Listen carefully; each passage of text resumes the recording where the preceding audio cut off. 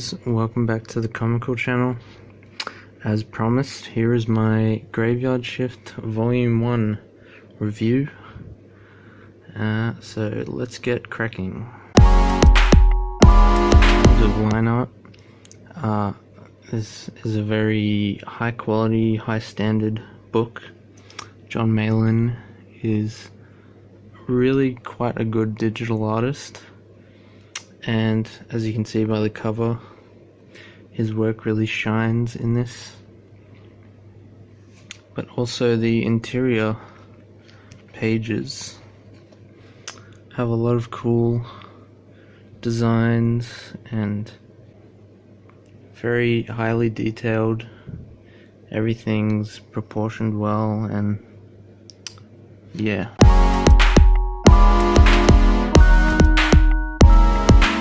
In terms of the coloring, Anthony George did a bang-up job.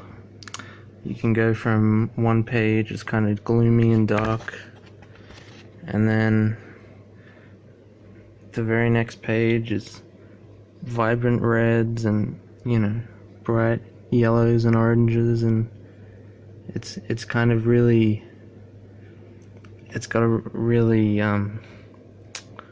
good kind of varied color palette, and I'm very happy with that. So yeah, I won't show too many pages, but just give you a look at some of the colors, and everything stands out. Nothing's contrast too little or anything like that, so I think that's really top quality color work as well, and it really complements John Malin's art style well.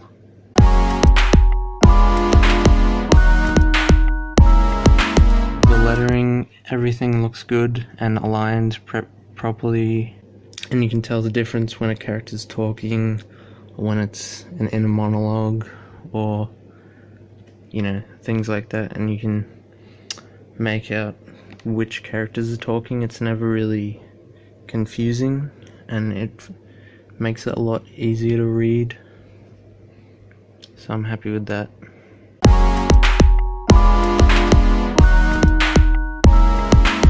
The editing was really good. I didn't notice any spelling errors or anything that didn't really make sense. As you can see, this nice double page spread here. Everything looks good. He's a goddamned American hero. Probably punctuation wise, a few moments could have had exclamation points instead of just periods to convey, you know, passionate kind of emotional anguish and rage and things like that. But apart from that, I'd say it was like really good.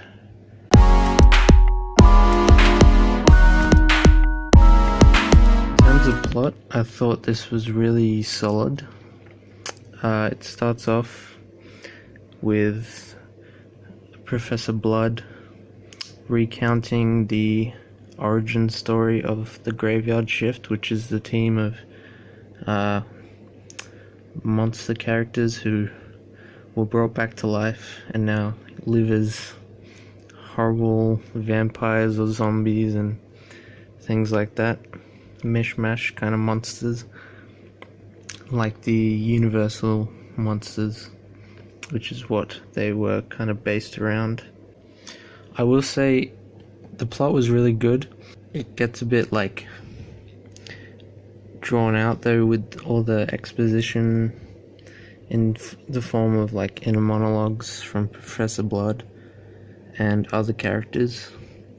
It's kind of a little, you know, expressly states every single thing that happens, which it's not like a huge deal, but I would have preferred it to be a bit more in the moment kind of thing, rather than just recounting everything.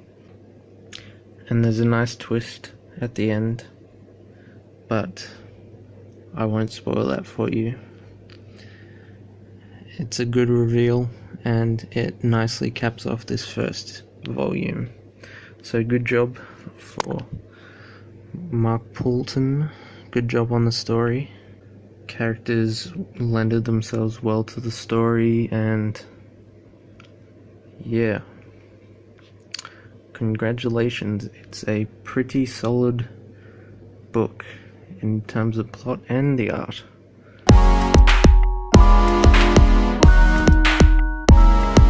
In terms of characters, I thought all the character designs were really well thought out, especially this guy. I really like his design. They could have been a bit more unique in their personalities. None of them really stand out especially well compared to the others.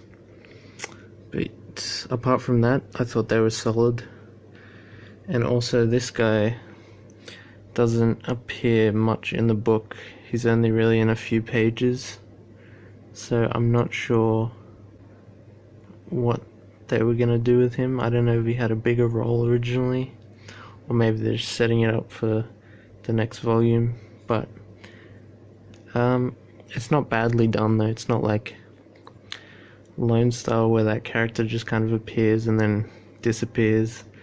This guy kind of is built up a bit. I think he might be one of the characters from before all the big accident happened and turned them all into monsters, and they were betrayed by Van Helsing. But I'm not sure. He could just be like a random guy. But he's pretty cool design too. I like him. But yeah, apart from I'd say make them a bit more unique in their personalities, make them stand out more, because most of this is just Professor Blood's take on the story, so there's not a whole lot of room for, individuality in terms of the characters, but make that a bit more apparent for the next one maybe. But apart from that, they're all really good though, and the designs are fantastic, so not really much to complain about there.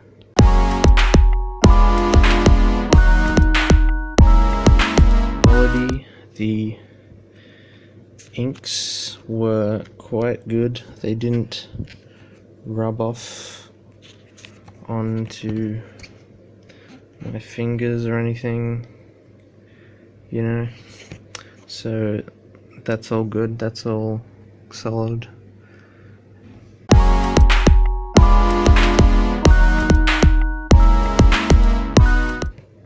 The paper stock is really good. The cover stock especially is thick, and it seems pretty durable, and the interior paper stock's pretty thick as well.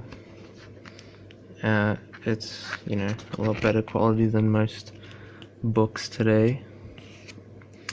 So yeah, nothing bad about that.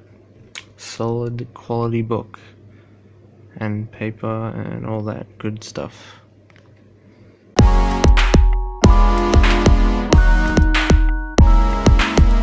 In terms of length, I thought it was really well sized, and it paced itself quite well too, so it's not too long or too short really. And I thought the story was pretty engrossing for the most part all the way through, so I really enjoyed it, and yeah, I felt like it delivered in terms of the price for the most part. Maybe it could have been a little longer, but it doesn't really sacrifice any plot points to make it cheaper or shorter or anything like that. And there's also a nice section in the back with fan art and logo concepts and things like that, so that's all good as well. Quality stuff.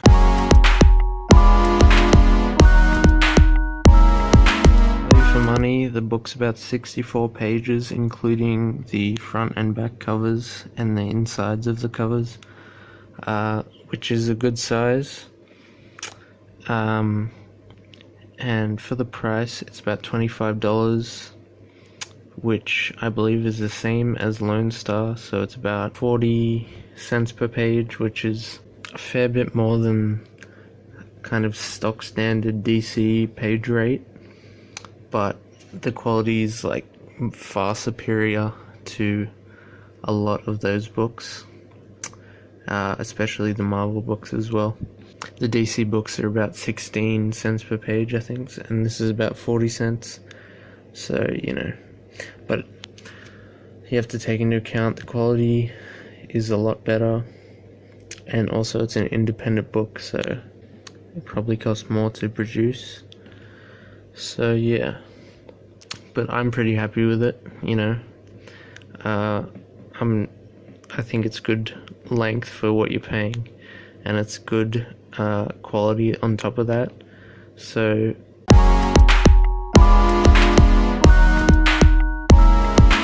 overall, good book, quite good. In fact, I enjoyed it very much so. So I'm giving John Malin and Mark Poulton's Graveyard Shift Volume 1 9.3 out of 10.